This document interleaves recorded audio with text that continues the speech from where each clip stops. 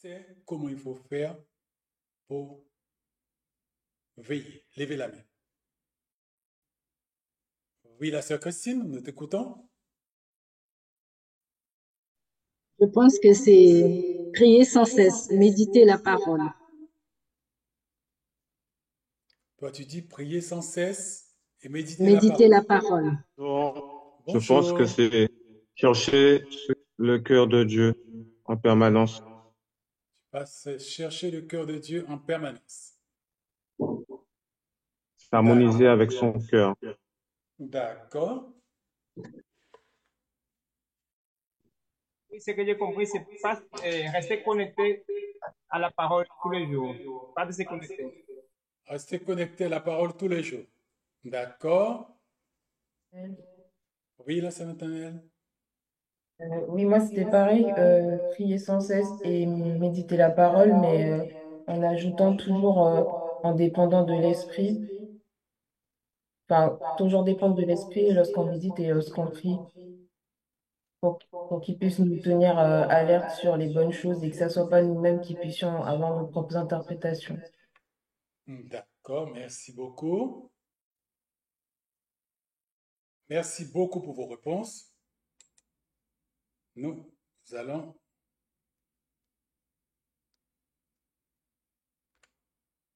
aller dans les différents passages que nous avons eus.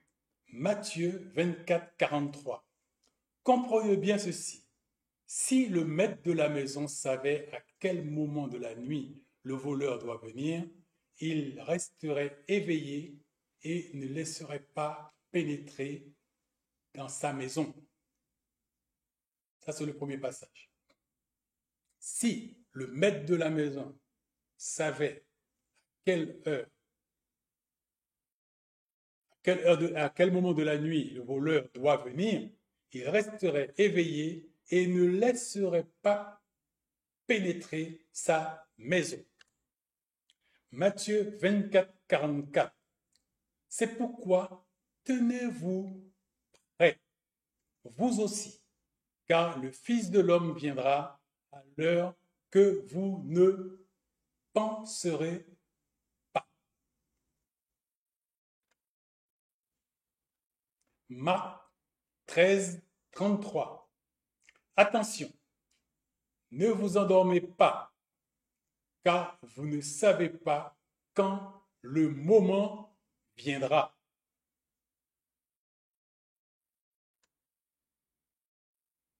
Marc 13, 34. Ce sera comme lorsqu'un homme part en voyage. Il quitte sa maison et en laisse le soin à ses serviteurs. Il donne à chacun un travail particulier à faire et il ordonne au gardien de la maison, de la porte, de rester éveillé.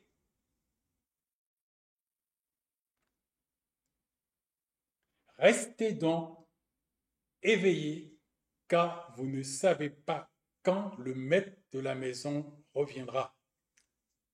Ce sera peut-être le soir, ou au milieu de la nuit, ou au chant du coq, ou le matin, mais vous ne le savez pas. 6. S'il revient tout à coup, il ne faut pas qu'il vous trouve endormi. Ce que je vous dis là, je le dis à tous. Restez éveillés. Luc 21, 36. Ne vous endormez pas. Priez en tout temps. Ne vous endormez pas. Priez en tout temps. Ainsi, vous aurez la force de surmonter tout ce qui doit arriver et vous pourrez vous présenter debout devant le Fils de l'homme. 1 Thessaloniciens 5, 6. Ainsi, ne dormons pas comme les autres, mais restons éveillés, sobres. 2 Timothée 4, 5. Mais toi, garde la tête froide en toutes circonstances. Supporte la souffrance. Travaille activement à la diffusion de la bonne nouvelle et remplis ton devoir de serviteur de Dieu. 1 Pierre 4, 7. La fin de toute chose est proche. Vivez donc d'une manière raisonnable et gardez l'esprit éveillé afin de pouvoir prier. Apocalypse 16, 15. Écoutez, dit le Seigneur, je viens comme un voleur. Heureux celui qui reste éveillé et garde ses vêtements pour ne pas aller nu et n'avoir pas la honte d'être vu ainsi. Voilà. Tous ces passages nous interpellent sur ne pas dormir et rester éveillé.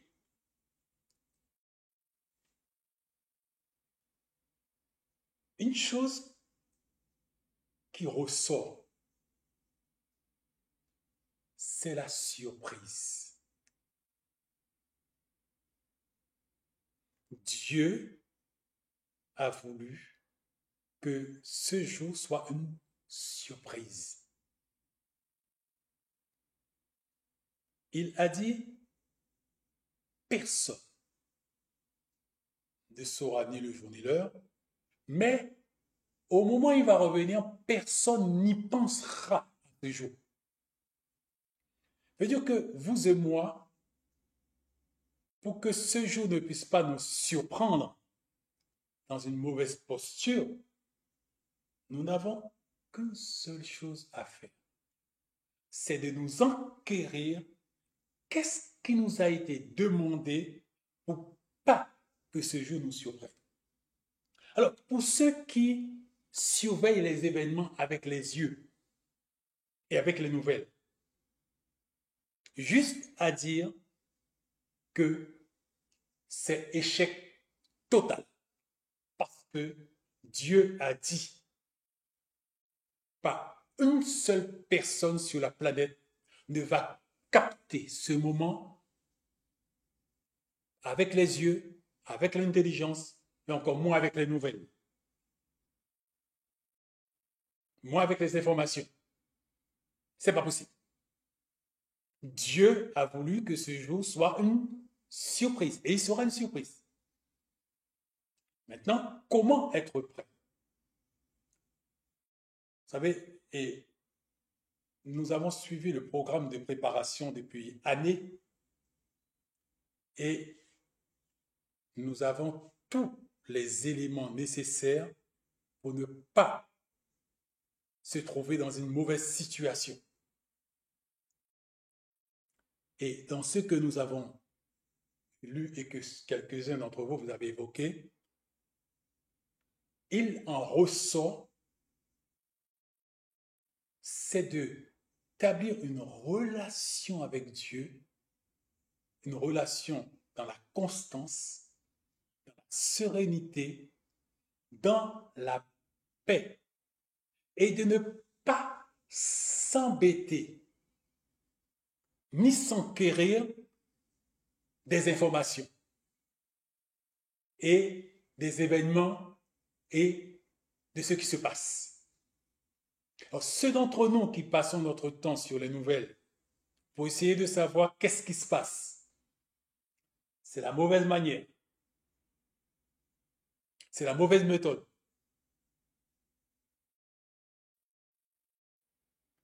La méthode évoquée par Dieu, autant pour moi,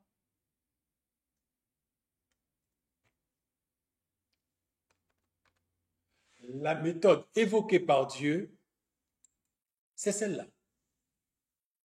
Être dans une relation constante. Et maintenant, il nous l'a révélé. C'est l'une des dernières révélations que nous avons eues, basée sur le premier commandement.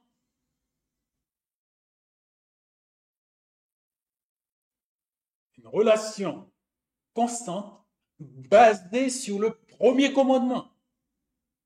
Bonjour. Bonjour mon bien-aimé. Le second qui lui est semblable. Le premier et le second qui lui est semblable. Nous établissons une relation ainsi avec Dieu. Nous gardons cette relation-là. Nous en prenons soin de cette relation-là. Maintenant, que les montagnes chancellent au cœur des mers, que les événements puissent être explosifs, ne pas nous laisser ébranler. Continuons notre relation avec Dieu dans la paix et dans la sérénité. C'est comme cela que nous pouvons ne pas dormir et de rester alerte. Car il nous a dit, veillez et priez. Quand nous ne comprenons pas le langage de la parole, nous avons l'impression que veiller, c'est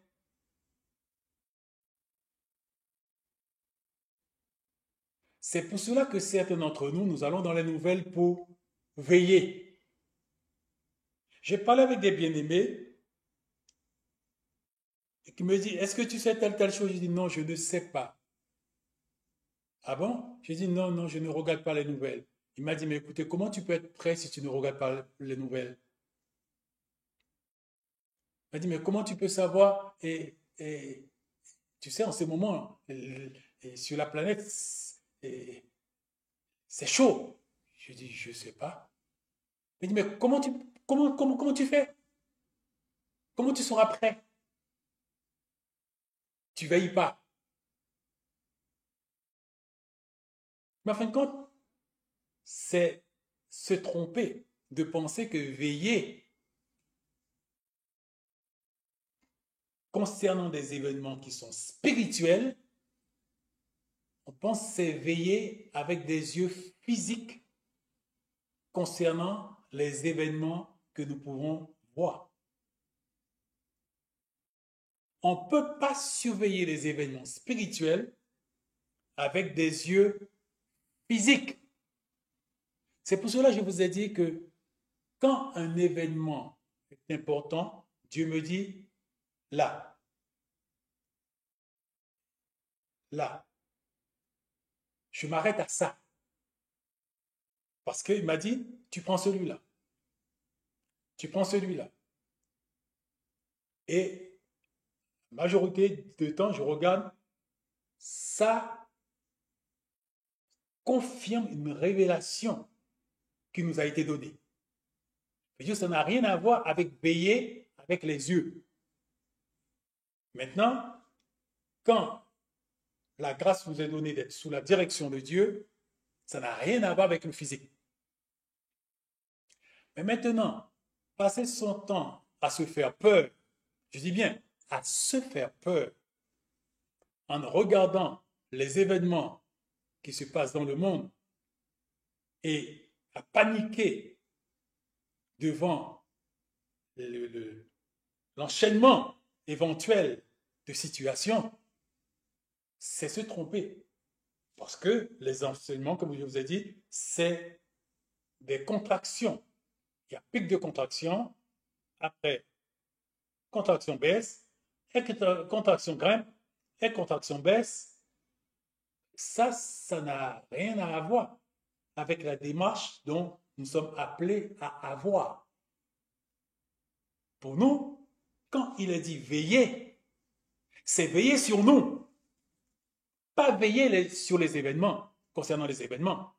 C'est veiller sur nous.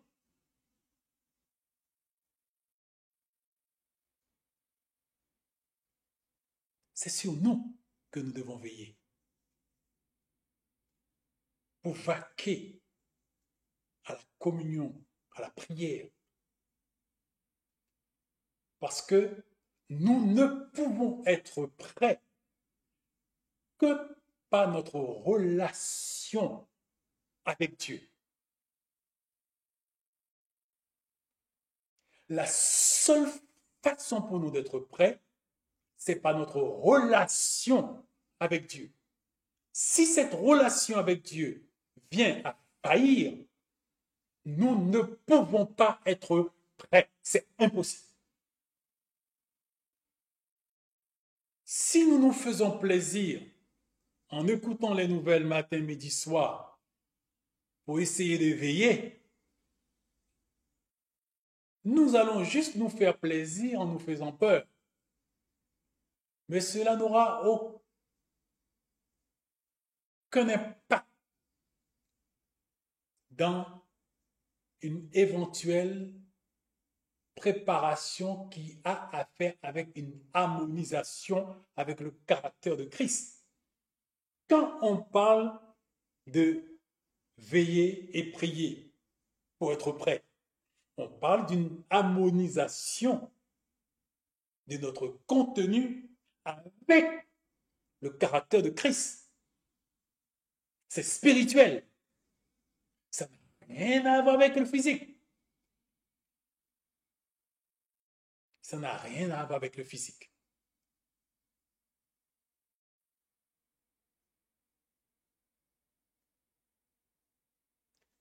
Alors, voilà pourquoi, excusez-moi, nous ne devons pas nous arrêter sur ce que nous pouvons voir dans ce monde. Dieu nous a donné des révélations. Dieu nous a donné des visions. Dieu nous a donné des songes. Ça, ce sont des informations qui viennent d'en haut. C'est ce que Daniel a fait. Daniel s'est arrêté sur les informations venant du ciel. On doit s'arrêter sur les informations qui viennent du ciel, pas les informations qui viennent du monde.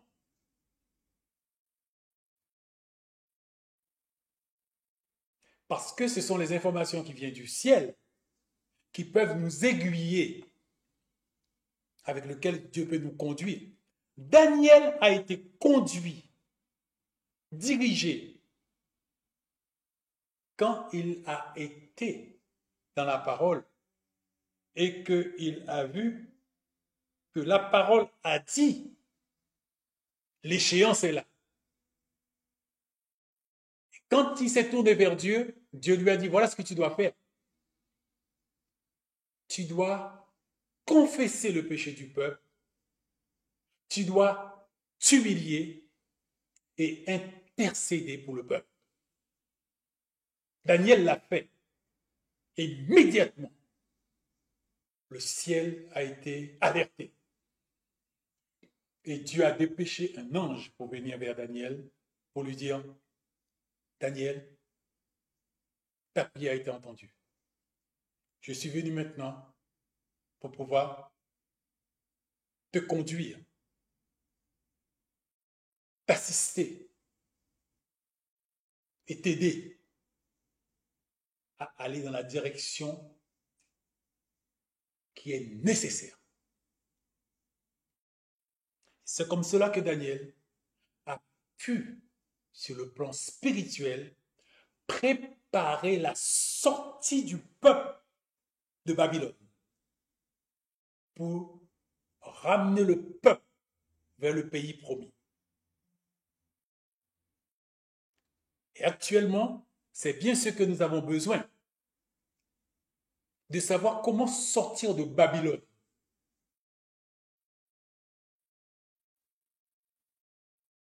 Car tout ce que ce monde représente, avec ses plaisirs, ses distractions, ses propositions alléchantes,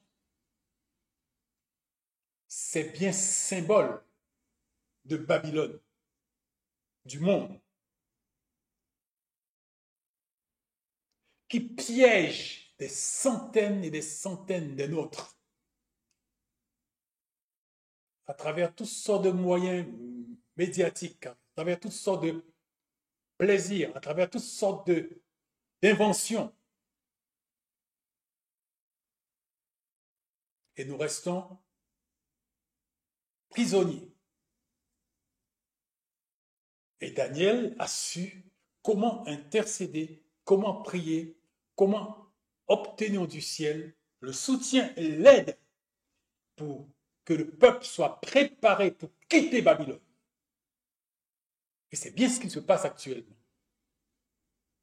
On nous prépare à quitter Babylone.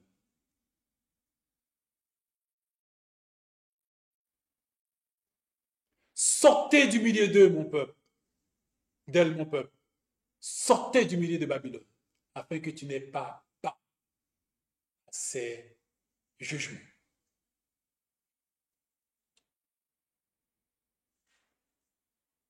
Et rappelez-vous, cette préparation n'a rien à voir avec le physique.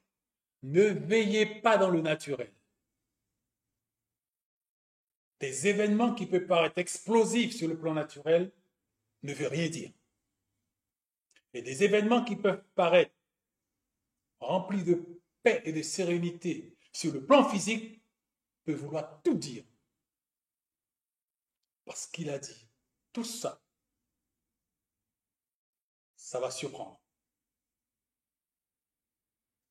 Alors, ne nous laissons pas déstabiliser, ne nous laissons pas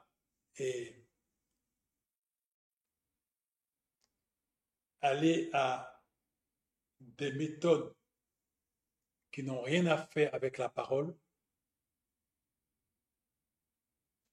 Veillez et priez. Veillez sur nous-mêmes. Veillez sur nous-mêmes. Notre communion avec Dieu, notre relation avec Dieu, le contact que nous avons avec le trône, la relation que nous avons avec le trône, c'est ça seul qui peut nous préparer. Car sans moi, vous ne pouvez rien faire. Il n'est pas possible pour nous de nous préparer nous-mêmes. Nous ne pouvons rien faire pour nous-mêmes. Il est le seul à pouvoir nous aider. Et nous avons la promesse. Nous avons sa promesse. C'est miraculeusement que nous avons reçu l'information concernant cette promesse. C'est une promesse qui a été communiquée avant l'arrivée du Covid, je crois bien avant. Et il nous a été dit, vous avez la promesse de marcher avec lui. Va, soumettez-vous.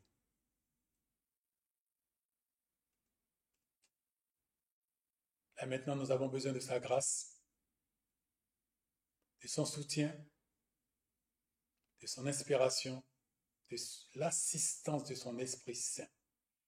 Veillez sur nos cœurs.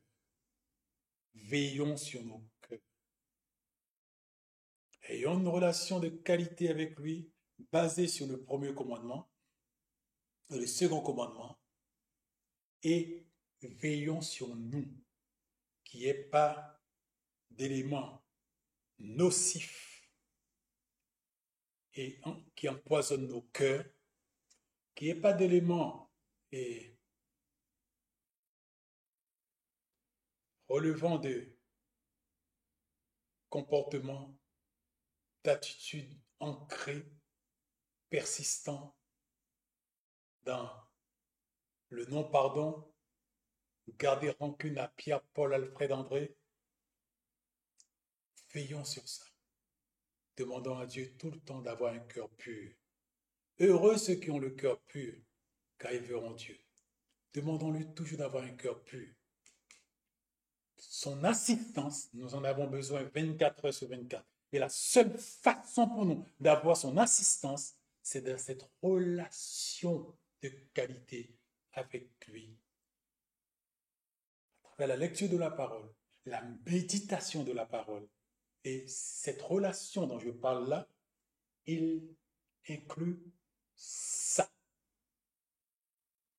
La lecture de la parole, la méditation de la parole et une relation de qualité avec lui.